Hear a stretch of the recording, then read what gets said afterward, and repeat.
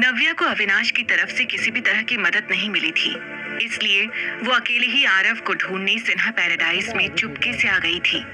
वहां पर कनिका और ऋषि की बातें सुनकर उसकी आंखें चौड़ी हो गई थी। होटल में? ऋषि ने हैरानी से कहा। हाँ, डैड ने उस आरव के बच्चे को होटल में रखा है। वो अकेला है। अगर किसी भी तरह की गड़बड़ की उसने तो भुगतना मुझे पड़ेगा। आरव का नाम सुनते ही ऋषि के तन बदन में मानो आग सी लग जाती थी। उसे एक ही झटके में नव्या का दिया धोखा याद आ जाता था। I just hate that kid। ऋषि ने दांत पीसते हुए चिढ़कर कहा। Me too। कनिका ने भी सिर हिला दिया। पर इस वक्त वो लड़का हमारी फैमिली के लिए इम्पोर्टेंट है, इसीलिए ना चाहते हुए भी मुझे उसका ध्यान रखना पड़ेगा। डैड का ऑर्डर है। ये सब कुछ सुनकर नव्या का मन कर रहा था कि वो उन दोनों का मुंह एक एक थप्पड़ के साथ बंद कर दे, लेकिन अपने बेटे को बचाने के लिए उसने खुद के गुस्से पर काबू किया। डोंट टेक स्ट्रेस, मैं भी तुम्हारे साथ चलता हूँ, कुछ सोचकर ऋषि ने कहा। ये सुनते ही कनिका के चेहरे पर बड़ी सी स्माइल आ गई। सच? तुम चलोगे मेरे साथ? That would be a huge help, Kanika ने कहा और ऋषि को हक कर लिया। इसके बाद दोनों होटल जाने के लिए घर से बाहर निकलने लगे। आरव तक पहुंचने का यही सही मौका है। मुझे जल्द से जल्द इनका पीछा करना होगा, नव्या ने खुद से कहा और उन दोनों के निकलते ही खुद भी पीछे से बाहर निकलकर आगे वाले गेट पर पहुंच गई। उसने छुपकर कनिका और ऋषि को कार से निकलते हुए देखा और उनके जाते ही तुरंत उसने एक ऑटो कर लिया। भैया, उस गाड़ी के पीछे चलिए, बस उन्हें पता न चले, नव्या ने ऑटो वाले को समझा दिया। वो होटल जाने के लिए ऋषि और कनिका के पीछे लग गई। कुछ देर बाद उसने देखा ऋषि की गाड़ी होटल गैलेक्सी के सामने रुकी। थोड़ी दूरी पर ही नव्या ने ऑटो को रुकवा दिया और वहीं पर उतर गई। वो किसी भी तरह का रिस्क नहीं लेना चाहती थी। आखिरकार बात आरव की थी। उसने उतर के देखा तो सामने एक आलीशान होटल था। पूरी तरह से अंधेरा हो चुका था, इसलिए चमचमाती लाइट्स में होटल की बिल्डिंग और भी ज्यादा खूबसूरत लग रही थी। ऋषि और कनिका इतराते हुए उसके अंदर चले गए, लेकिन जैसे ही नव्या ने उनके पीछे जाने की कोशिश की, वहां के स्टाफ मेंबर ने उसे रोक लिया। Excuse me ma'am, can I see your membership card? Staff member ने पूछा। ये सुनकर नव्या कंफ्यूज हो गई। अब सॉरी, मेरे पास कोई कार्ड नहीं है, उसने घबराकर जवाब दिया। उसकी नजर अभी भी ऋषि और कनिका पर थी। Then I am sorry ma'am, हम बिना मेंबरशिप कार्ड के आपको अंदर जाने नहीं दे सकते, स्टाफ मेंबर ने फॉर्मल तरह से कहा। इसी होटल के 5वें फ्लोर पर एक प्रेसिडेंशियल स्वीट था, जहां सिर्फ करोड़पति आकर रहते थे। आज इस कमरे में अविनाश अपने डैड रतन आहूजा और मॉम शिरीन आहूजा के साथ डिनर करने के लिए आया था। शिरीन और रतन पिछले वक्त से बिजनेस के सिलसिले में लंदन थे। कल ही वो लंदन से वापस चंडीगढ़ आए थे, इसीलिए वो सबसे पहले अपने बेटे अविनाश के साथ क्वालिटी टाइम स्पेंड करना चाहते थे। अवि, तुम्हें हमारे साथ लंदन आना चाहिए था। इट वॉज ग्रेट, शिरीन ने कहा। दिखने में स्मार्ट, एलिगेंट और क्लासी शिरीन हमेशा से वर्किंग थी। लाइफ में सब कुछ हासिल किया था, लेकिन अब उनकी बस एक ही चिंता थी, अविनाश की शादी। आई नो मॉम, लंदन जाकर भी आप मेरा पीछा नहीं छोड़ने वाली थी। मुझे पता है वहां भी किसी न किसी लड़की से मिलवाने का प्लान था आपका, अविनाश ने सैलेड खाते हुए कहा। हाँ तो माँ हूं तुम्हारी, फिक्र होती है मुझे तुम्हारी। तुम्हारे उम्र के लड़कों की शादी कब की हो चुकी है। रतन, तुम ही बोलो, मैं क्या कुछ गलत कह रही हूँ? शिरीन ने परेशान होकर कहा। शिरीन, डोंट फोर्स हिम, रतन ने प्यार से कहा। यही वजह है कि ये लड़का अब मेरी बात नहीं सुनता। अपने डैड का सपोर्ट जो मिलता है उसे। मॉम प्लीज, अविनाश ने कहा। अभी माना कि पिछले सालों में तुम काफी बिजी थे। इस कंपनी को कहां से कहां पहुंचाया है तुमने। दिन रात मेहनत की तुमने। इस दौरान तुम्हें अपनी लाइफ के बारे में सोचने का टाइम ही नहीं मिला होगा। आई अंडरस्टैंड दैट, लेकिन अब अब तो सब कुछ स्टेबल है। तुम कंट्री के टॉप बिजनेसमैन में से एक हो। तुम्हारी एक अलग पहचान है। अब तुम्हें आगे के बारे में सोचना चाहिए। शीरीन ने अविनाश को समझाते हुए कहा। एक माँ होने के नाते शीरीन के भी वही अरमान थे जो हर माँ के होते हैं। शीरीन सही कह रही है। Company is doing well now. अब तुम्हें अपनी शादी के बारे में सोचना चाहिए। मुझे तो समझ ही नहीं आता कि अभी तक तुम्हारी कोई गर्लफ्रेंड कैसे नहीं बनी।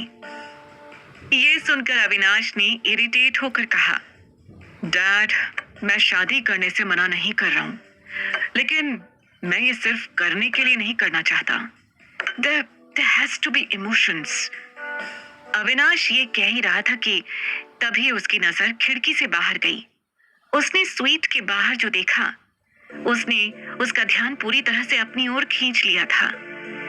ये यहाँ भी, उसने मन में सोचा।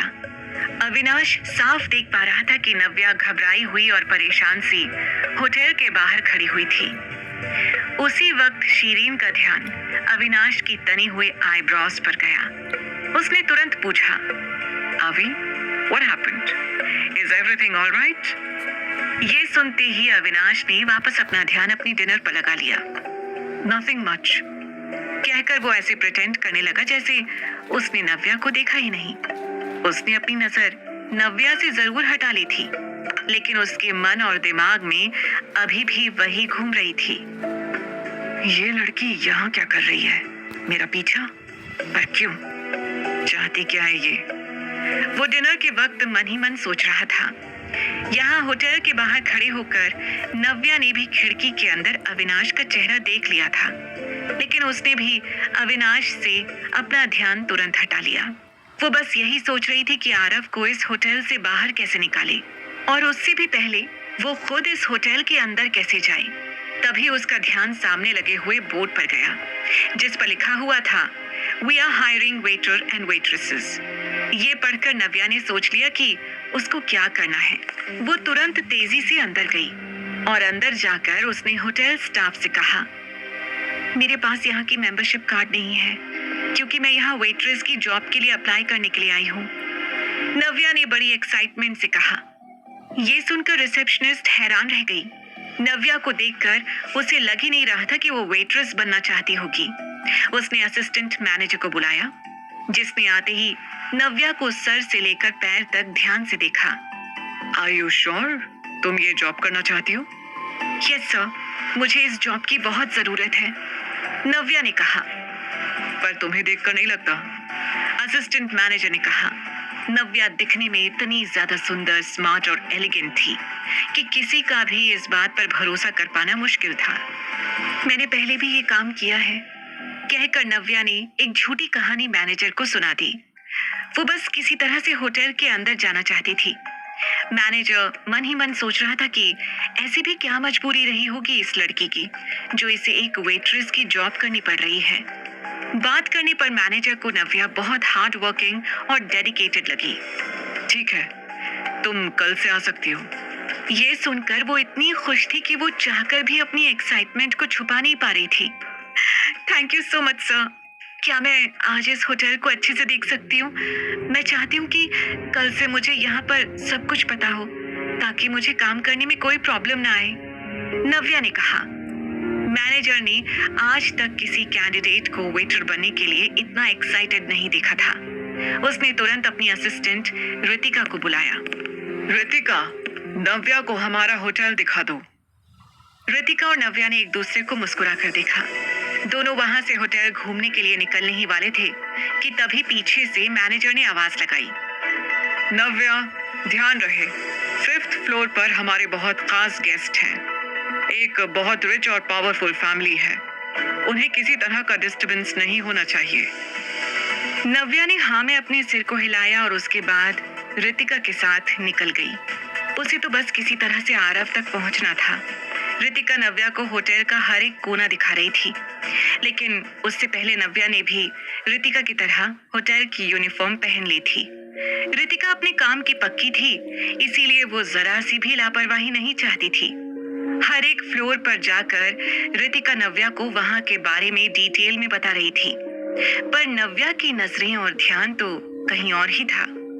उसे खोया हुआ देखकर रितिका ने उससे पूछ ही लिया, Navya, are you all right? Nothing, I just wanted to ask you कि सर्वेलेंस रूम कहाँ पर है? नव्या ने लड़खड़ाते हुए सीधे मुद्दे की बात की। ये सुनकर रितिका को थोड़ा अजीब लगा। क्यों? तुम सर्वेलेंस रूम क्यों जाना चाहती हो? बस ऐसे ही।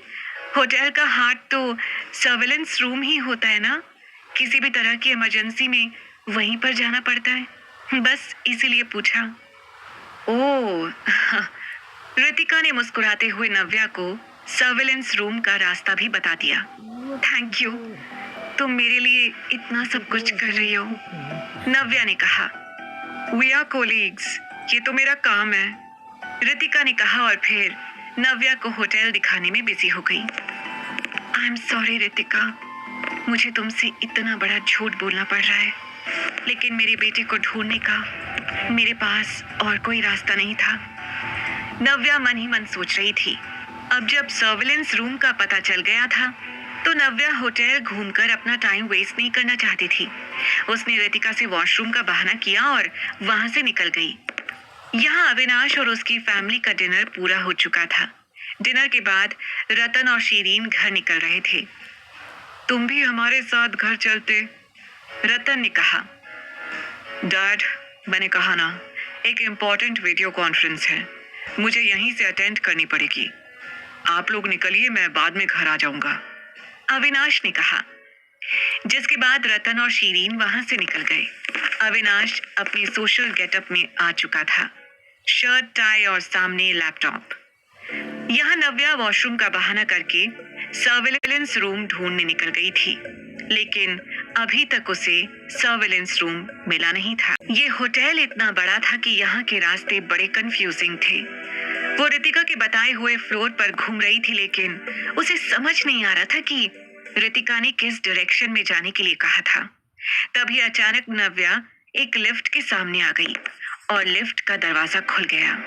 दरवाजा खुलते ही नव्या ने देखा कि लिफ्ट के अंदर ऋषि और कनिका थे। ओह नो, कहते हुए नव्या घबरा कर मुड़ गई।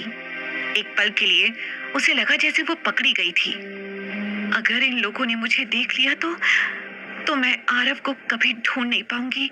No no no no no, मन ही मन सोचती हुई नव्या पीछे मुड़ी हुई थी।